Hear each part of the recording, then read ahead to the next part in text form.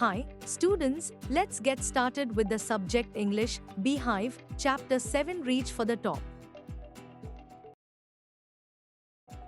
Part I Santosh Yadav. Before you read Times, think for a while and make a list of 3 to 5 persons you idolize or admire very much for their achievements. Your idols may be from any sphere of life: sports, medicine, media, or art and culture. Your teacher will then discuss your choices with you to find out who the top 5 idols of your class are.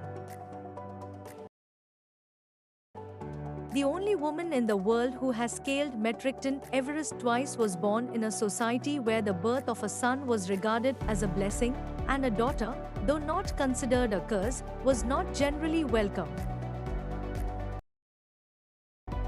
When her mother was expecting, Santosh, a traveling, holy man, giving her his blessing, assumed that she wanted a son. But, to everyone's surprise, the unborn child's grandmother, who was standing close by, told him that they did not want a son. The holy man was also surprised. Nevertheless, he gave the requested blessing. And as destiny would have it, the blessing seemed to work. Santosh was born the 6th child in a family with 5 sons, a sister to 5 brothers. She was born in the small village of Joniawaz of Rewari district in Haryana. The girl was given the name Santosh, which means contentment. But Santosh was not always content with her place in a traditional way of life. She began living life on her own terms from the start.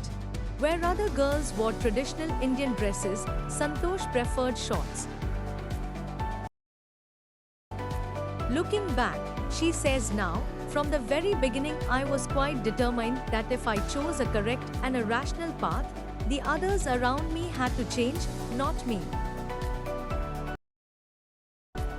Santosh's parents were affluent landowners who could afford to send their children to the best schools, even to the country's capital, New Delhi, which was quite close by. But, in line with the prevailing custom in the family, Santosh had to make do with the local village school. So, she decided to fight the system in her own quiet way when the right moment arrived. And the right moment came when she turned 16. At 16, most of the girls in her village used to get married. Santosh was also under pressure from her parents to do the same. A marriage as early as that was the last thing on her mind. She threatened her parents that she would never marry if she did not get a proper education. She left home and got herself enrolled in a school in Delhi. When her parents refused to pay for her education, she politely informed them of her plans to earn money by working part-time to pay her school fees. Her parents then agreed to pay for her education. Wishing always to study a bit more, and with her father slowly getting used to her urge for more education, Santosh passed the high school examinations and went to Jaipur. She joined Maharani College and got a room in Kasturba Hostel. Santosh remembers, Kasturba Hostel faced the Aravali Hills. I used to watch villagers from my room, going up the hill and suddenly vanishing after a while. One day I decided to check it out myself. I found nobody except a few mountaineers. I asked if I could join them. To my pleasant surprise, they answered in the affirmative and motivated me to take to climbing.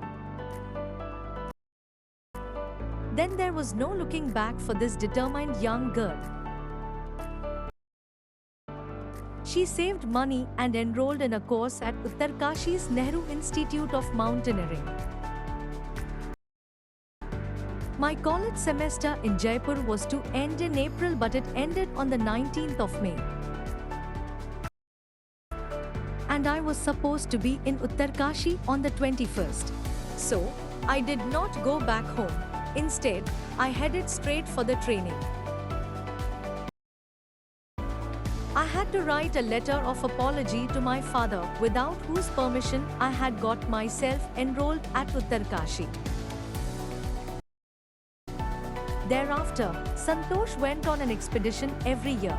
Her climbing skills matured rapidly. Also, she developed a remarkable resistance to cold and the altitude. Equipped with an iron will, physical endurance and an amazing mental toughness, she proved herself repeatedly. The culmination of her hard work and sincerity came in 1992, just 4 years after she had shyly asked the Aravalli mountaineers if she could join them. At barely 20 years of age, Santosh Yadav scaled Metricton Everest, becoming the youngest woman in the world to achieve the feat.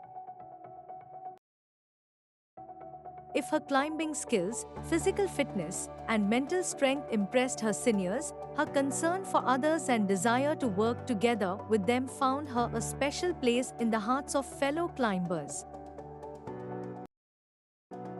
During the 1992 Everest mission, Santosh Yadav provided special care to a climber who lay dying at the South Kernel. She was unfortunately unsuccessful in saving him. However, she managed to save another climber, Mohan Singh, who would have met with the same fate had she not shared her oxygen with him. Within 12 months, Santosh found herself a member of an Indo-Nepalese women's expedition that invited her to join them. She then scaled the Everest a second time, thus setting a record as the only woman to have scaled the Everest twice and securing for herself and India a unique place in the annals of mountaineering. In recognition of her achievements, the Indian government bestowed upon her one of the nation's top honors, the Padma Shri. Describing her feelings when she was literally on top of the world, Santosh has said, "It took some time for the enormity of the moment to sink in. Then I unfurled the Indian tricolour and held it aloft on the roof of the world. The feeling is indescribable. The Indian flag was flying on top of the world. It was truly a spiritual moment. I felt proud as an Indian." Also a fervent environmentalist, Santosh collected and brought down 500 kilograms of garbage from the Himalayas. There is something disarming about Maria Sharapova, something at odds with her ready smile and glamorous attire. And that something in her lifted her on Monday, 22nd August 2005 to the world #1 position in women's tennis. All this happened in almost no time. Poised beyond her years, the Siberian-born teenager took just 4 years as a professional to reach the pinnacle. However, the rapid ascent in a fiercely competitive world began 9 years before with a level of sacrifice few children would be prepared to endure. Little Maria had not yet celebrated her 10th birthday when she was packed off to train in the United States. That trip to Florida with her father Yuri launched her on the path to success and stardom. But it also required a heart-wrenching 2-year separation from her mother Yelena. The latter was compelled to stay back in Siberia because of visa restrictions. The 9-year-old girl had already learnt an important lesson in life, that tennis excellence would only come at a price. "I used to be so lonely," Maria Sharapova recalls. "I missed my mother terribly. My father was working as much as he could to keep my tennis training going. So, he couldn't see me either. 4. Because I was so young, I used to go to bed at 8 p.m. The other tennis pupils would come in at 11 p.m. and wake me up and order me to tidy up the room and clean it. 5. Instead of letting that depress me, I became more quietly determined and mentally tough. I learned how to take care of myself. I never thought of quitting because I knew what I wanted. When you come from nothing and you have nothing, then it makes you very hungry and determined. I would have put up with much more humiliation and insults than that to steadfastly pursue my dream. That toughness runs through Maria even today. It was the key to her bagging the women's singles crown at Wimbledon in 2004 and to her meteoric rise to the world #1 spot the following year. While her journey from the frozen plains of Siberia to the summit of women's tennis has touched the hearts of tennis fans, for the youngster herself there appears to be no room for sentiment. The straight looks and the answers she gives when asked about her ambition make it amply clear that she considers the sacrifices were worth it. I am very, very competitive.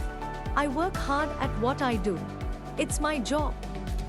This is her mantra for success. Though Maria Sharapova speaks with a pronounced American accent, she proudly parades her Russian nationality. Clearing all doubts, she says, "I'm Russian." It's true that the US is a big part of my life, but I have Russian citizenship. My blood is totally Russian. I will play the Olympics for Russia if they want me. Like any number of teenage sensations, Maria Sharapova lists fashion, singing and dancing as her hobbies. She loves reading the novels of Arthur Conan Doyle. Her fondness for sophisticated evening gowns appears at odds with her love of pancakes with chocolate spread and fizzy orange drinks. Maria Sharapova cannot be pigeonholed or categorized. Her talent, unwavering desire to succeed and readiness to sacrifice have lifted her to the top of the world. Few would grudge her the riches she is now reaping.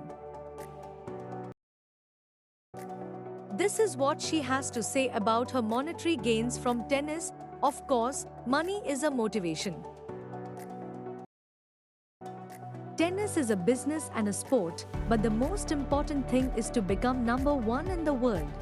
That's the dream that kept me going.